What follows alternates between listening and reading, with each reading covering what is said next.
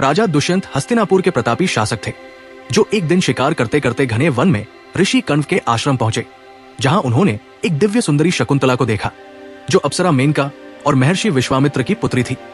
परंतु उनका लालन पालन ऋषि कण्व ने किया था। दुष्यंत और शकुंतला पहली ही दृष्टि में एक दूसरे को चाहने लगे और गंधर्व विवाह कर लिया, जिसके साक्षी केवल प्रकृति के तत्व थे। विवाह के पश्चात राजा ने शकुंतला को अपनी अंगूठी दी और वचन दिया कि उचित समय पर वे उसे अपने महल में ले जाएंगे।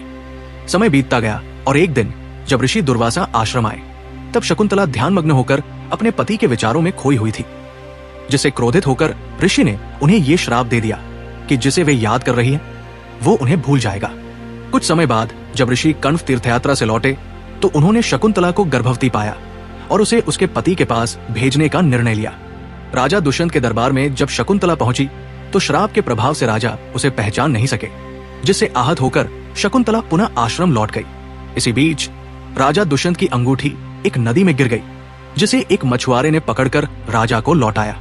जैसे ही राजा ने अंगूठी देखी, उन्हें अपना अतीत स्मरण हो आया और वे शकुंतला को खोजने के लिए व्याकुल हो उठे, परंतु तब तक वो अंतर्धान हो चुकी थी।